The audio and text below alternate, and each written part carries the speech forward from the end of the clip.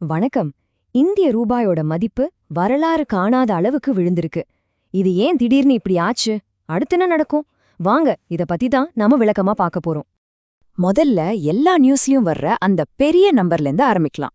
ஒரு அமெரிக்க டாலருக்கு 94 ரூபா. இது ஏதோ சும்மா ஒரு சின்ன சரிவில்லைங்க. வரலாற்றிலேயே முதல் முறையா நம்ம ரூபாய் டாலருக்கு எதிரா இவ்வளவு பலவீனமா இருக்கு. சரி வாங்க, இந்த விஷயத்தை நம்ம ஸ்டெப் பை ஸ்டெப்பா பார்க்கலாம். முதல்ல ரூபாய் ஏன் இப்படி ஒரு வரலாற்று சரிவை சந்திச்சது? அதுக்கு என்ன 3 முக்கிய காரணங்கள்? இதனால உங்களுக்கு என்ன பாதிப்பு? இது ஒரு பெரிய நெருக்கடியா இல்ல ஒரு எச்சரிக்கையா? கடைசியா இனிமே என்ன நடக்கும்? இதெல்லாத்தையும் தெளிவா பார்க்கலாம். சரி, முதல் கேள்வி, இந்த சரிவுக்கு பின்னாடி என்னதான் இருக்கு? ஏன் கரெக்டா இப்போ இந்த சரிவு வந்தது? வாங்க அதுக்கான சூழலை முதல்ல புரிஞ்சுக்கலாம். நம்ம ரூபாயோட வீழ்ச்சி தனியா நடக்கிற ஒரு விஷயம் கிடையாது.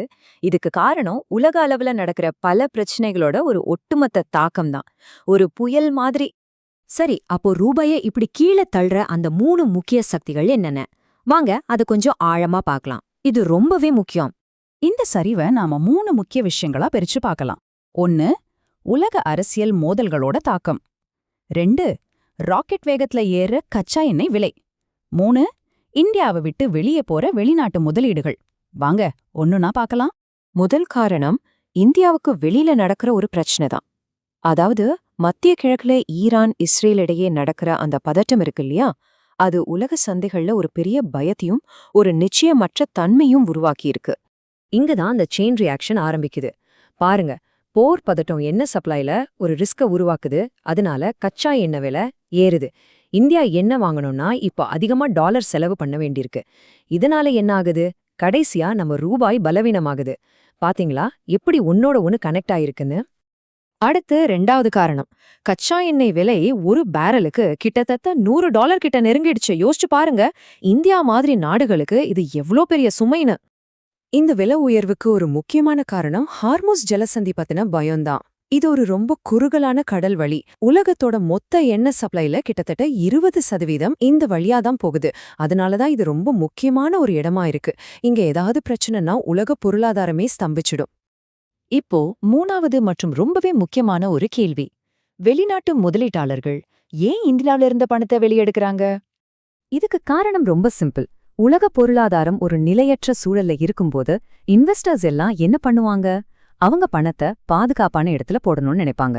இப்போதைக்கு அவங்களுக்கு அமெரிக்க சந்தைகள் தான் அப்படி ஒரு பாதுகாப்பான இடமா தெரியுது. சரி, அவங்க பணத்தை வெளியே எடுக்கிறதால ரூபாயோட மதிப்பு எப்படி குறையுதுன்னு நீங்க கேட்கலாம். அதோட மெக்கானிசம் இதுதான். முதல்ல அவங்க இங்க இருக்கிற பங்குகள், பத்திரங்கள் எல்லாத்தையும் விக்கிறாங்க. அதுல வர்ற ரூபாயை டாலரா மாத்துறாங்க. இப்படி எல்லாரும் ஒரே நேரத்துல ரூபாயை வித்து டாலரை வாங்கும்போது என்னாகும்? மார்க்கெட்ல ரூபாயோட மதிப்பு தானா குறைஞ்சிடும். இந்த நேரத்துல நம்ம ரிசர்வ் வங்கி என்ன பண்ணுதுன்னு நீங்க யோசிக்கலாம். அவங்க இந்த சரிவை கட்டுப்படுத்த கண்டிப்பா முயற்சி பண்றாங்க. ஆனா உலகளாவிய சந்தையோட அழுத்தம் ரொம்ப பெருசா இருக்கிறதால அவங்களால அதை முழுசா தடுத்து நிறுத்த முடியல. சரி, இதெல்லாம் ஏதோ பெரிய பெரிய எகனாமிக்ஸ் விஷயம், நமக்கும் இதுக்கும் என்ன சம்பந்தம்னு நீங்க நினைக்கலாம். ஆனா உண்மையில இதோட தாக்கம் நம்ம ஒவ்வொருத்தர் மேலயும் நேரடியா இருக்கும். அப்போ ரூபாய் பலவீனமாகிறது உங்க பர்ஸ எப்படி பாதிக்கும்? உங்க பட்ஜெட்டுக்கு இதனால என்ன ஆகும்? இதோட பாதிப்புகள் உங்க டெய்லி லைஃப்ல நேரடியா தெரியும். உதாரணத்துக்கு, பெட்ரோல் டீசல் விலை ஏற வாய்ப்பு இருக்கு. நாம வெளிநாட்டுல இருந்து வாங்குற போன், லேப்டாப் மாதிரியான எலக்ட்ரானிக் பொருட்களோட விலை அதிகமாகும். ஏன், நீங்க வெளிநாட்டுக்கு டிராவல் பண்ணணும்னா கூட அதுக்கு முன்ன விட அதிகமா செலவாகும். மொத்தத்துல பணவீக்கம், அதாவது விலைவாசி உயரும். சரி, இவ்ளோ நெகட்டிவ் விஷயங்கள் நடக்குது. அப்போ நாம பயப்படணுமா? இது ஒரு பெரிய நெருக்கடியா? இதுதான் இப்போ முக்கியமான கேள்வி. இதுக்கு பதில் ஆமாம் இல்லைன்னு சிம்பிளா சொல்லிட முடியாது. இதுல 2 பக்கம் இருக்கு.